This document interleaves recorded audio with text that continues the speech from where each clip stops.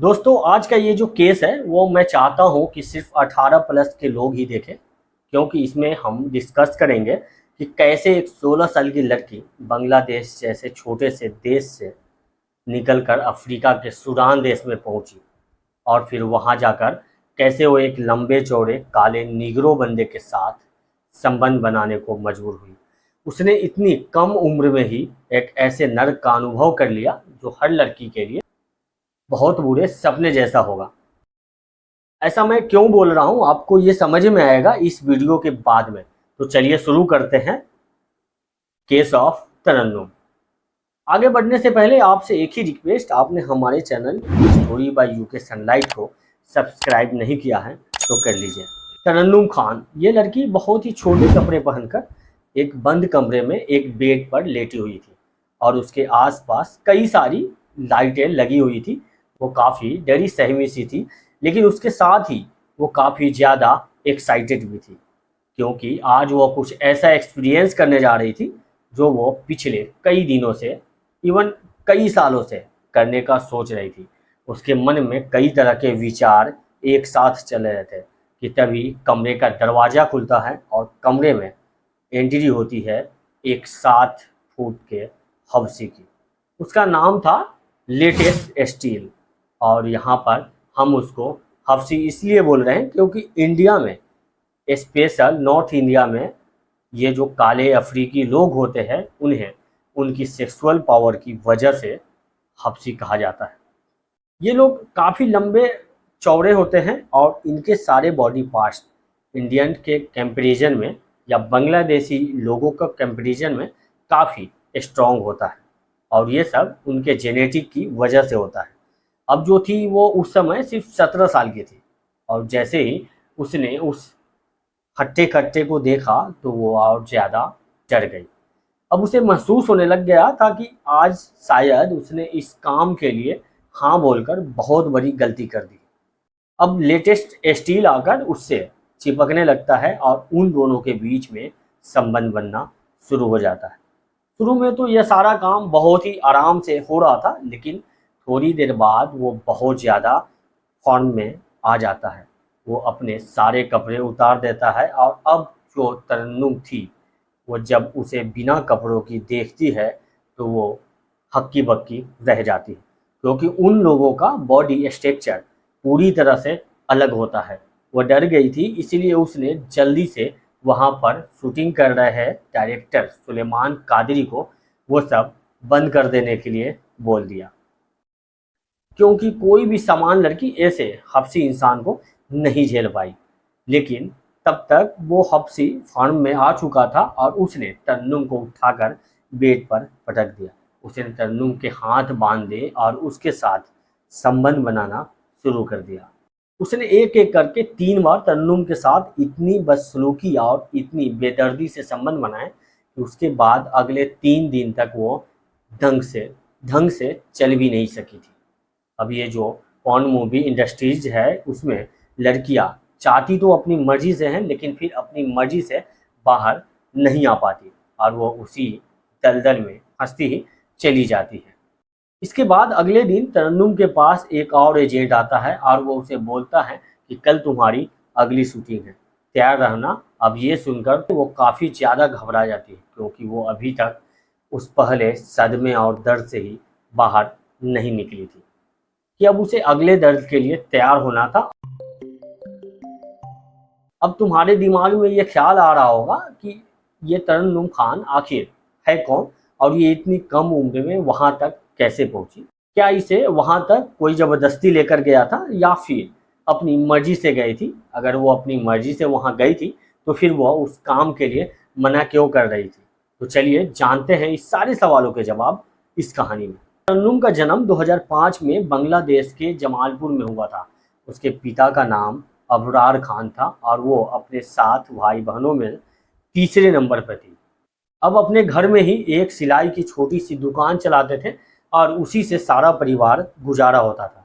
उनकी फैमिली काफ़ी हैप्पी थी और उनके परिवार की सारी बेसिक ज़रूरतें उस सिलाई के काम से पूरी हो जाती थी। अबरार के पास सिलाई का काफ़ी काम रहता था, इसलिए उसने अपनी शेल्फ के लिए दुकान पर 2 टेलर भी रखे हुए थे। उनका नाम था अब्दुल और रफ़ीक।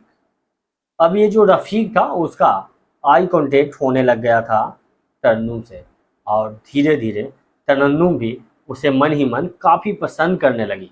अब ऐसे ही चलते-चलते वो दोनों इतने नज़दीक आ गए कि वो अबरार की नज़रों से बचकर फिजिकल होने लगे, और ये काम करीब 6 महीने तक चलता रहा।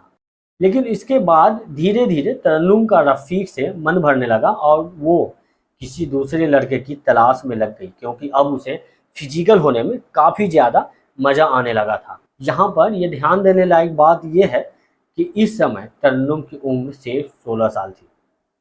अब इसके थोड़े टाइम बाद तरन्नुम की मुलाकात होती है उसके ही मोहल्ले में रहने वाले कादिर से, और वो फिर धीरे-धीरे कादिर के साथ भी रफ़ीक की तरह फिजिकल होने लग जाते हैं। कादिर लगभग हर रोज़, हर रात के समय में तरन्नुम के घर की छत पर आ जाता था, और तरन्नुम भी अब सारे घर वालों से बचते बचाते धीरे से छत पर चली जाती थी, और फिर वो दोनों संबंध बनाने लगते थे। लेकिन यह सब ज़्यादा दिन चल नहीं पाया, क्योंकि वो कहते हैं ना कि अति का परिणाम अंत होता है, और कुछ ऐसे ही तरन्नुम और कादिर के साथ हुआ, क्योंकि कुछ ही दिन बाद ही अबरार को उन दोनों के इस नाजायज़ रिश्ते के बारे में पता चल गया। इस बात से अबरार अब बहुत ज़्यादा परेशान रहने लगा, क्योंकि एक माँ-बाप के लिए इससे बड़ी शर्म की बात और कोई नहीं हो सकती कि उनकी 16 साल की बेटी हर रोज़ अलग-अलग मर्दों के साथ नाजायज़ संबंध बना रही है। अब ऐसा ये चलते-चलते एक दिन अबरार की हालत देखकर उनके एक दोस्त ने उन्हें सलाह दी कि तुम तरन्नुम को काम करने के लिए किसी दूसरे देश में भेज दो। इसके एक तो वो तुम्हारे पास पैसा भेजेगी, और दूसरा क्या कि तरन्नुम दूसरे किसी देश में जाकर सुधर जाएगी। अबरार को भी ये आइडिया बहुत ही अच्छा लगा, और वो एक विदेश भेजने वाले एजेंट से मिलने गया। उस एजेंट ने उनको बताया कि तरन्नुम की जो क्वालिफ़िकेशन है और उनके बेस पर वो उसे किसी बहुत अच्छे कंट्री में तो नहीं भेज सकता, लेकिन अफ्रीका के सूडान देश में ज़रूर भेज सकता है, और ये देश भी इतना बुरा नहीं है। अगर तरन्नुम मेहनत करेगी तो वहाँ पर भी वो काफ़ी अच्छे से पैसा कमा सकती है। तरन्नुम भी विदेश जाने के नाम पर बहुत खुश थी, और उसने जल्दी-जल्दी अपने सारे डॉक्यूमेंट और उसके जो भी रिक्वायरमेंट थी बाहर जाने के लिए वो सब कंप्लीट कर ली। और फिर दिन आया 10 अक्टूबर 2021 का, जबकि फ़्लाइट बांग्लादेश से चलकर सूडान पहुंच गई। अब यहाँ आकर तरन्नुम को एक सुलेमान कादरी नाम के बंदे के घर पर काम मिल गया। उसका काम एक हाउसमेट का था, और इसके बदले में उसे काफ़ी अच्छे पैसे मिलने लगे। तो अपने काम से काफ़ी खुश थी, क्योंकि घर का ये सिंपल छोटा-मोटा काम वो पहले भी करती आई थी। अब ऐसा ही चलते-चलते एक दिन सुलेमान के घर पर 4 लोग आया। उनमें से 2 तो वह हफ्सी निगरो थे, और 2 चाइनीज़ लड़कियाँ थीं। रात को ये चारों लोग और सुलेमान अपनी पार्टी शुरू करते हैं, और तरन्नुम उनको खाना खिला रही थी। इसके बाद जब उनकी पार्टी ख़त्म हो जाती है तो तरन्नुम अपना सारा काम ख़त्म करके अपने कमरे में सोने चली जाती है। लेकिन रात को जब वो सो रही थी तो उसने उन चाइनीज़ लड़कियों को ज़ोर-ज़ोर से चिल्लाने की आवाज़ आती है। इसलिए तरन्नुम जल्दी से अपने कमरे से बाहर आई, और उस कमरे की तरफ जाकर देखती है जिसमें वह चारों लोग ठहरे हुए थे, और जिससे वो आवाज़ें आ रही थी। लेकिन अंदर झांकते ही उसके होश उड़ गए, क्योंकि उसने देखा कि वो दोनों हफ्सी उन दोनों चाइनीज़ लड़कियों के साथ संबंध बना रहे थे।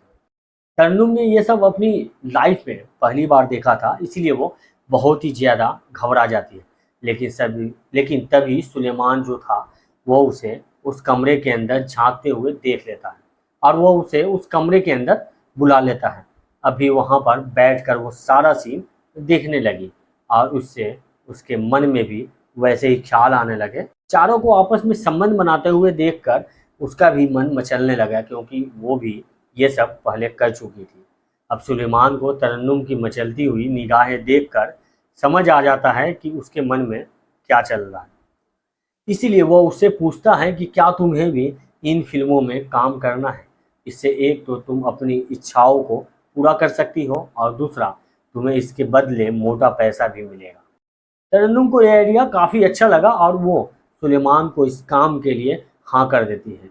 अब फाइनली वो दिन आता है जब तरन्नुम बेड पर आती है और उसकी फिल्में की शूटिंग शुरू हो जाती है। तभी दरवाजे से एंट्री होती है लेटेक्स स्टील की। अब यहाँ पर मैं आपको एक बात बता दूं कि लेटेक्स स्टील के बारे में एक बात फेमस थी कि वो इतनी बुरी तरह से संबंध बनाता था कि मोस्टली लड़कियां उसके साथ फिल्में शूट करने से ही मना कर देती थी। लेकिन क्योंकि तरन्नुम इस काम में नहीं थी इसलिए उसे इस सब के बारे में पता नहीं था और उसने इसके लिए मना नहीं किया। इसके बाद लेटेक्स ने उसके साथ 3 बार इतनी बेदर्दी से संबंध बनाए कि अब वो चलने के हालत में भी नहीं थी। अब आप ये देखो कि एक छोटे से शहर से आई लड़की जो अपनी छोटी छोटी गलत हरकतों की वजह से जो उसने छोटी सी उम्र में सीख ली थी वह कहाँ से कहाँ पहुँच चुकी थी। उसको पता ही नहीं चला कि कब उसने खुद ही अपने हाथों में अपनी लाइफ को नर्क में डाल दिया है। इसके बाद तरन्नुम के कई सारे एडल्ट फिल्में की शूटिंग करने लगी और उनसे जो भी मोटा पैसा कमाया वो पैसे वो घर पर भेजने लगी। लेकिन थोड़े टाइम बाद उसके फादर थे अबरार, उसको पता चल गया कि तरन्नुम के साथ सूडान में क्या हो रहा था। इसीलिए उसने इस एजेंट को पकड़कर पुलिस के हवाले कर दिया जिसने उसकी बेटी को उस दलदल में फंसाया था, यानी सूडान भेजा था। पुलिस वाले उस एजेंट से काफ़ी सख्ती से पूछताछ करते हैं लेकिन कोई हल नहीं निकलता।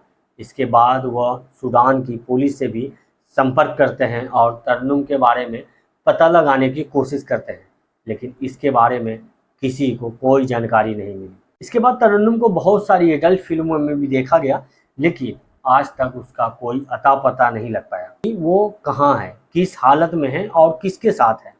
तो दोस्तों ये थी तरन्नुम की कहानी। अगर ये कहानी आपके दिल को छू गई हो तो हमारे चैनल को सब्सक्राइब जरूर करें और वीडियो को लाइक शेयर करना ना भूलें। अगले एपिसोड में फिर मिलेंगे एक ऐसे ही दिलचस्प और भावुक कहानी के साथ। तब तक के लिए थैंक यू, बाय, जय हिंद।